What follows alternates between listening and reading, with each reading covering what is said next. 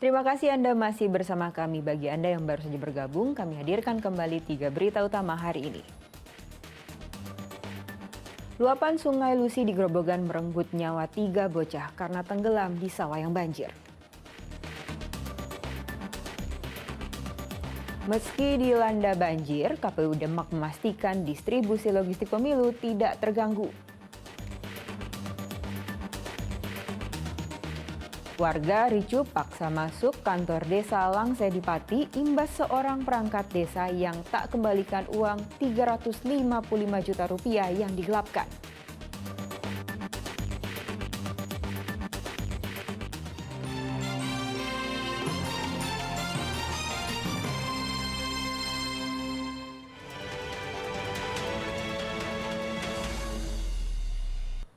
Meski dilanda banjir, KPU Demak memastikan distribusi logistik pemilu tidak terganggu. Penyaluran logistik pemilu di Boyolali dan Klaten ke tingkat kecamatan juga telah dimulai. 30 desa di Kecamatan Karanganyar, Demak masih terendam banjir. Meski begitu, pejabat Gubernur Jawa Tengah memastikan distribusi dan logistik pemilu 2024 tetap aman. Logistik pemilu 2024 untuk wilayah banjir masih tersimpan di KPU Demak sehingga aman dari banjir. Jika banjir belum surut hingga pelaksanaan pemilu, KPU Jawa Tengah dan Kabupaten Demak akan merelokasi tempat pemungutan suara ke tempat yang dekat dengan pengungsian. Kita harus memindahkan TPS-TPS yang terdampak banjir. Tetapi alhamdulillah sampai saat ini ya untuk logistik pemilu aman ya. KPU Boyolali mulai mendistribusikan logistik pemilu ke Kecamatan Kelego, Simo, Banyudono, Boyolali Kota, dan Gladaksari. Distribusi logistik pemilu sejak tanggal 5 Februari lalu ini menggunakan kurang lebih 20 truk milik PT Pos Indonesia. Logistik pemilu tersebut nantinya akan didistribusikan oleh Panitia Pemilihan Kecamatan ke PPS atau desa mulai tanggal 10 hingga 12 Februari. Dari 267 desa dan kelurahan, ada 3.409 TPS. Di waktu yang sama, logistik pemilu juga mulai didistribusikan ke 26 kecamatan yang ada di Klaten. Ada 20.990 kotak suara yang disalurkan ke 4.198 TPS. Distribusi berlangsung dari tanggal 9 hingga 11 Februari dengan harapan semua logistik tiba di setiap TPS 1 hari sebelum pemilu dimulai. Setiap kotak suara terbungkus plastik agar tidak basah. Selain itu, kotak suara juga dilengkapi barcode untuk memudahkan dalam pengawasan distribusi logistik pemilu. Tim Liputan melaporkan. Gerakan Pemilu Damai di Kota Tegal dilakukan dengan aksi bagi-bagi bunga dan coklat kepada warga yang sedang jalan-jalan di alun-alun kota. Sementara di Salatiga, persiapan jelang hari pencoblosan digelar dengan pelatihan aparat dalam menangani konflik saat pemilu. Aksi bagi-bagi bunga dan coklat berlangsung di kawasan alun-alun Kota Tegal oleh para jurnalis bersama KPU dan Bawaslu Kota Tegal. Aksi ini adalah ajakan bagi warga agar menggunakan hak pilihnya, mengawasi jalannya pemungutan suara hingga penghitungan suara, serta mencegah terjadinya politik uang. Aksi ini juga dilakukan untuk memperingati Hari Pers Nasional tanggal 9 Februari. Kita mengajak masyarakat untuk menggunakan hak pilihnya, tidak golput, kemudian bersama-sama menjaga pemilu agar tetap tertib. Ini suatu hal yang bermanfaat bagi kami penyelenggara karena semua itu akan mendorong penyelenggara, masyarakat, peserta pemilu juga akan menjalankan tahapan-tahapan pemilu itu dengan baik. Ratusan personel Polres Salatiga bersiap untuk menjaga keamanan, ketertiban, dan kelancaran pemilu. Bersama dengan TNI dan Linmas, 300 anggota Polres Salatiga dilatih untuk menangani huru-hara dan pengendalian massa jika terjadi ricuh saat pemilu. Aparat gabungan akan disebar di 652 TPS, gedung KPU, dan Bawaslu. Kapolres Salatiga juga menegaskan kedudukan TNI Polri dan ASN dalam pemilu adalah netral. Hingga jelang hari pencoblosan belum ada laporan pelanggaran pemilu di Kota Salatiga. Kuncoro Wijayanto dan Yulianto melaporkan dari Kota Tegal dan Salatiga.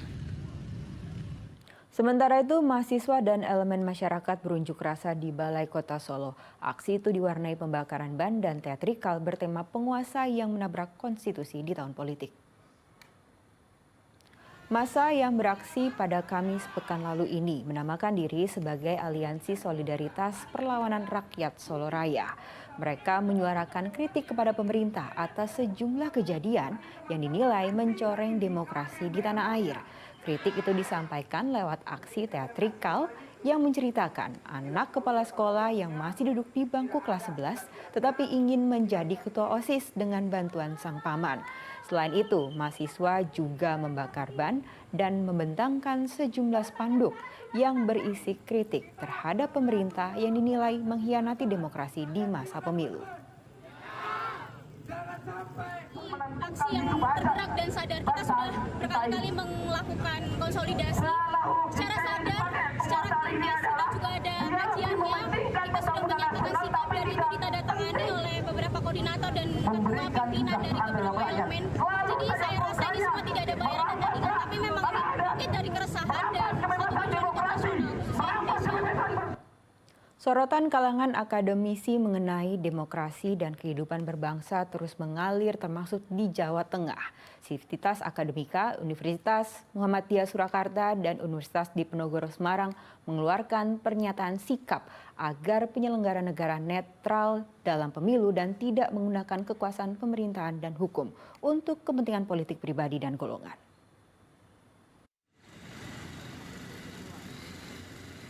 Para dosen, pengajar, dan guru besar Universitas Muhammadiyah Surakarta memberikan pernyataan sikap terkait kondisi demokrasi Indonesia.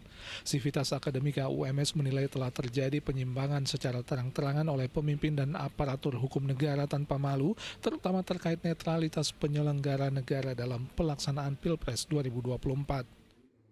Salah satu yang kita kritisi sebenarnya adalah nepotisme. Ya. Sekarang kita melihat ini seperti dikembalikan lagi. Jadi ini pengkhianatan terhadap reformasi. Ini pengkhianatan terhadap perjuangan para mahasiswa dulu, perjuangan dunia kampus. Dari sinilah kami kembali menyerukan untuk mengembalikan demokrasi ke jalan yang sesungguhnya. Jalan demos dan kratos, jalan bahwa rakyat sebagai pemegang kedaulatan itu punya hak yang sama. Negara tidak lagi menjadi urusan keluarga, tapi negara menjadi urusan bersama. Puluhan guru besar, dosen, alumni, dan ratusan mahasiswa Sivitas Akademika Universitas Diponegoro Semarang mengeluarkan pernyataan sikap di kampus Undip Semarang Rabu lalu. Pernyataan sikap ini mencermati kontestasi politik jelang pemilu yang dinilai ada pelanggaran etika dalam prosesnya, terutama sejak adanya putusan Mahkamah Konstitusi terkait batasan usia calon presiden dan wakil presiden. Sivitas Akademika Undip mendesak penyelenggara negara untuk kembali menegakkan pilar-pilar demokrasi Pancasila. Inilah yang sesungguhnya kami garis bawahi supaya tidak terwariskan oleh anak-anak kami, supaya tidak dicatat oleh anak-anak kami bahwa itu sebagai sesuatu yang baik, bahwa etika yang kita junjung tinggi selama ini runtuh gara-gara hal tersebut. Maka kepada anak-anakku mahasiswa, mohon betul menjadi catatan kita bersama, hal demikian jangan dibudidayakan, jangan dilestarikan. Harus kita putus sampai hari ini. Di tengah gelombang seruan para guru besar berbagai universitas di seluruh Indonesia agar penyelenggara negara dan aparat hukum tidak menyalahgunakan kekuasaan hanya untuk kepentingan kontestasi politik sesaat, Rektor Universitas Katolik Sugiya Pranata Semarang mengungkapkan adanya permintaan dari seseorang yang mengaku sebagai anggota polisi untuk membuat video testimoni yang mengapresiasi kinerja Joko Widodo selama menjadi presiden. Ia dihubungi oleh anggota Polrestabes Semarang melalui ponselnya beberapa kali sejak Jumat pekan lalu, meski sudah menyampaikan penolakannya untuk memenuhi permintaan tersebut. Lalu tawaran terakhir adalah tidak video tapi pernyataan. Lalu diberi contoh juga dari salah satu rektor di Semarang. Ya saya katakan tidak, karena kami memilih sikap itu. Jadi intinya bukan kami membenci, tidak, Ketika itu hal baik, tentu harus kami katakan baik. Dan kebenaran toh, tetapi ketika ada sesuatu yang tidak pas, ya kami harus mengatakan itu tidak pas. Namun Kapolrestabes Semarang belakangan membantah anggotanya memaksa membuatkan video testimoni tersebut, namun mengakui pihaknya memang menjalankan sebuah operasi pemilu damai yang disebut sebagai Operasi Nusantara Cooling System dengan testimoni beberapa pihak baik akademisi dan tokoh masyarakat. Video itu hanya merupakan media, dan sebelum kami melakukan wawancara dan testimoni, kami sudah sampaikan kepada para tokoh yang kami maksudkan bahwa hasil testimoni ini akan kami publish. Karena memang tujuan kami agar pesan daripada tokoh ini sampai kepada halayak ramai. Operasi Nusantara Cooling System mulai dijalankan oleh Polri sejak tanggal 11 September 2023 lalu hingga akhir tahun 2024. Berdasarkan surat perintah Kapolri nomor 2439 tanggal 25 Agustus 2023, Polri menyebut operasi ini bertujuan untuk meminimalisir isu-isu provokatif berlatar belakang SARA, baik terjadi di tengah-tengah masyarakat maupun di ruang siber, yang bisa memicu potensi konflik sosial menjelang pemilu 2024. Bekerja sama dengan tokoh masyarakat, pemuka agama, serta dengan melakukan patroli siber di media sosial.